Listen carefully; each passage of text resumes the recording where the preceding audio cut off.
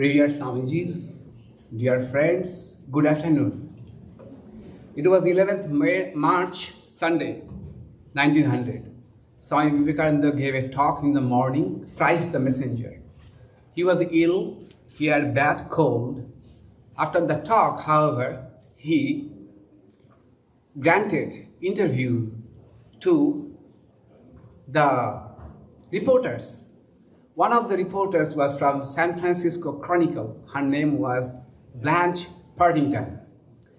Blanche came to, for the first time, she is meeting someone like Swami Vivekananda, and she was charmed with Swami Vivekananda's personality. Swami Vivekananda first entered the room and bowed down in Indian style, then shook hands with them. And they felt immediately at home. They liked it. And she remarked, she knows how to handle the press. How to handle the press. Then she was really surprised or charmed by Swami Vivekananda's frankness.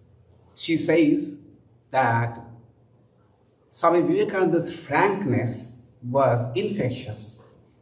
She asked Swami Vivekananda, "Oh, it seems, Swami, you have not controlled all your desires yet." Swami Vivekananda said, "Madam, do I look like I have conquered all my desires? Not at all. I am not." Such frankness, then Swami Vivekananda's appearance, the eyes, deep eyes, and the saffron robe, they gave a name to it, the parsimonious terracotta robe of Swami Vivekananda. Then she was so charmed by Swami Vivekananda's personality that next day San Francisco Chronicle carried a full-page article. The name of the article was "Dusky Philosopher from India." So we find that Swami Vivekananda's personality was very charming.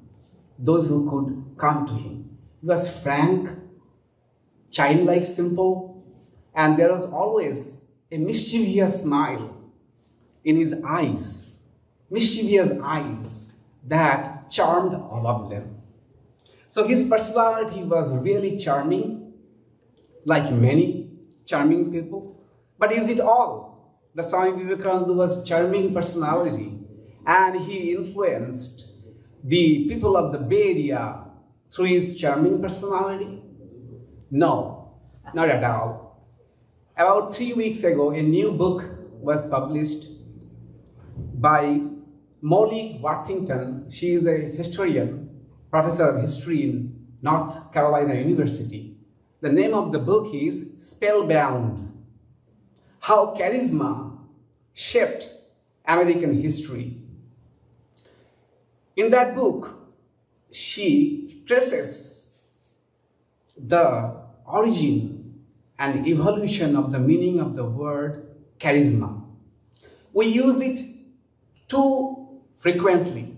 We overuse the word charisma, and charisma lost its charisma because of that. But if we look at the word, this is a biblical word. In New Testament Greek, there is the word charisma, which means someone who has received the grace of God, someone who has supernatural power.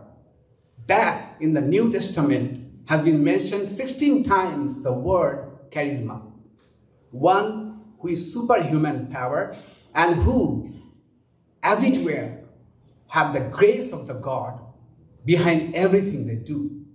Max Weber, the German philosopher, gave a twist to the term charisma. He said, what is charisma? Charisma is something some people have which makes them extraordinary. Extraordinary. These people, charismatic people, don't depend on power, on position, political affiliation, institution. These don't define these people.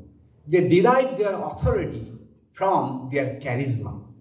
Charisma. They have something for which their followers think this person has got tremendous power in them. They have a mission in their life and they can deliver what they are promising. That is charismatic people. This historian then looked further. What are the characteristics of charismatic people? And they found charismatic people do a few things. Charisma is not having something. Charisma is something these people do. What do they do, charismatic people? They found charismatic people, first of all, they can be bold. Bold. They can speak the truth even if it is not liked by all. This is the major difference between a charming personality and a charismatic personality. Charismatic personality may not be liked by all, but to their followers, they are godlike. Godlike. So charismatic people tell the truth, even if it is bold truth. In Swami Vivekananda, we find in the Bay Area, at the very beginning of his lecture series here in the Oakland Church, imagine 1900, Christian people in an Oakland church, he says, our goal is how not to go to heaven. Our goal is not how to go to heaven. Our goal is how not to go to heaven. This was a tremendous new idea, like a bomb that dropped. Next day, Oakland and San Francisco, all the leading newspapers carried the news on the front line. What was the title? Keep away from heaven. Keep away from heaven. How not to go there? They speak sometimes bold truth. Secondly, these people have a quality for which they can capture the attention of the people like a magnet. When they speak, people just forget time, space, everything. They carry these people with them. That we find in Swami Vivekananda's life. Ida Ansel, to whom we are so grateful for taking shorthand notes of many of Swami Vivekananda's lectures in the Bay Area. But Ida Ansel even sometimes used to forget taking notes. She used to carry it away by Swami Vivekananda's talks. And when she remembered, then she jotted down a few things. Frank Rodenhamel, he says that Swami Vivekananda could do magic, sometimes by giving a shock, sometimes by creating delight in us. He had such a charming power that whenever he spoke, he captured our attention like a magnet. Finally, these charismatic people can do one thing. That is, they can give a big picture of life. They can show a transcendental meaning of life. And they show our place in that grand narrative of life. All the followers feel their pleasure, their pain, their suffering, their struggles. All of these make sense because of this grand vision of life. And their leader is the one who can deliver it. They can deliver it. Swami Vivekananda, when he spoke, Christian Albert, wonderful, Christian Albert came to listen to Swami Vivekananda for the first time. And she says, on that very day when Swami Vivekananda was not keeping well, he had a bad cold. And she says, I could see that when his name was announced, the Swami was not looking well. He took a lot of effort to go to the stage. His eyelids were swollen and he had it appeared he was weak. So he went up to the pulpit, stood for a while, then things transformed. His countenance brightened. A whole change came in his personality, and he started speaking. The force of the Swami was palpable in all of us, and we were drawn into a sea of beings and floating into the higher existence. And when the speech stopped, we felt pain. We have to come down to this level again. He could take us to a high and higher level of existence.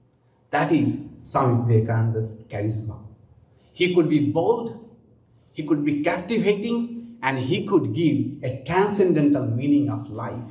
The life has a purpose, understanding, realizing our spiritual potential. This influenced many, many Americans. That's why, for example, Oakland Church had a capacity to seat 2,000 people at that time. And all the days, all the seats were booked, and a few hundreds were refused, could not be given seat. They used to come. They used to come because of the bold truth, captivating truth, and a transcendental meaning in life. Swami Vivekananda could. So Swami Vivekananda had charm of personality as well as charisma, which makes him a distinct leader. Is this all? Was he charming and charismatic? Is this all of Swami Vivekananda? No, no, because charisma itself is not enough, is not good. We have seen many charismatic leaders mired into scandals in their life. They could not digest the name and the fame, the power they wield over others. They could be extremely manipulative sometimes. Some of these charismatic leaders can be extremely manipulative of their followers. They follow like a cult. The followers can forget everything, reasoning, and follow their leader. And sometimes charismatic leaders could take advantage of these people. There comes the power of character, power of spirituality. Swami Vivekananda never here cared for name, fame, anything. I mentioned the reporter from San Francisco Chronicle. She asked Swami Vivekananda the question, Swami, we have read that when you returned to India after your first visit to the America, even princes, kings drew your horse carriage. Is it so? People were vying to have a look at you, touch you. Is it so? Were you so popular there? Swami Vivekananda says, Madam, it's not good to talk about all of this. Ask me different questions. And here, at the very beginning of his life here, one great elite of that time, Phoebe Hearst, she was the wife of US Senator as well as a business magnate. She was the who is who of that time, one of the top class social elite, and she invited Swami Vivekananda to one of her gatherings so that she could introduce Swami Vivekananda to the top level people, the elite of San Francisco. Swami Vivekananda did not go. When he was asked, Swami, why did you not go to Phoebe Hearst's invitation? Swami Vivekananda said, all she wants to do in front of others is to lionize me, praise me. I don't like it. I am a monk. I am beyond all of this. This requires supernormal, supernatural, superhuman power. Superhuman power. Here we see the term charisma justified in its original sense of the word. Someone who has superhuman power. By God's grace alone, one can deny such the allure of fame and name and recognition. Did not care for name and fame. Then, finally, his spiritual presence, by which he influenced in a deeper level, profound level, to all the students that used to come to his Third Street apartment in his private classes. Meditation with him was a lifetime experience. Mrs. Hansbrough once said to Swami Vivekananda, "Swami, I am upset, I am depressed." Swami Vivekananda said, "Don't worry, come, we shall meditate together." Mrs. Hansbrough said, "Swami, I never meditate. I never meditate." Swami Vivekananda said, "You don't have to. You just sit beside me." And she writes, Swami Vivekananda started meditating, and surprisingly, my mind started floating, and I forgot all of my problems, all the worries of the world. I went to a different world without meditating, just by being in the vicinity of Swami's spiritual presence. Frank Rodenhamel said that during his meditation classes, after each class, or sometimes in the beginning of the class, Swami used to give meditation, guided meditation. He said that the result of these meditations were more emotional than intellectual. A surprising sense of calm used to dawn on us, used to quieten all the senses, and our mind was also probably reaching to the depth which was Swami Vivekananda's natural state of mind. He could, just being present around, just being able to meditate, he could lift our mind. Something from deep within we felt is rising upward, and it's a joy and it's a bliss. And Swami Vivekananda said that during meditations, what he used to do, he said, I used to throw my mind to a state of bliss, and then try to raise the minds around me to that same level of bliss. This is beyond charm, beyond charisma, beyond all of these other known ways of defining a personality. It is purely spiritual power. Sister Gargi, Mary Louise Burke, rightly mentioned that the spiritual wave that Sri Ramakrishna brought to this world swept over Bay Area during this 3 months stay of Swami Vivekananda. So, when we try to assess what was the impact of Swami Vivekananda's personality in the Bay Area, we may not get a wonderful statistical report, quantitative report, how many thousands of people were affected by his personality. But those who attended his lectures, those who came in his personal contact, those who felt his spiritual presence, their life changed forever. Changed forever. That is the greatest of influences. But one thing, when Swami Vivekananda went back, one of his disciples asked him, Swamiji, how many Americans did you make disciples? Was it 2,000, 3,000? Swami Vivekananda said, more than that. Then the disciple asked for clarification. Do you mean you initiated them with mantra? Swami Vivekananda said, yes, I initiated them with mantras. They are my disciples. This disciple was little orthodox. He said, you gave pranava, om, to the lectures. Lecture means the foreigner. You gave om to the lectures. Swami Vivekananda says, my disciples are all Brahmins. None of them are lecture. So, we can conclude by saying that Swami Vivekananda impacted not whole of Bay Area during his lifetime, but quite many people whose life changed for better, forever, through his personal charm, through his charisma and spiritual power.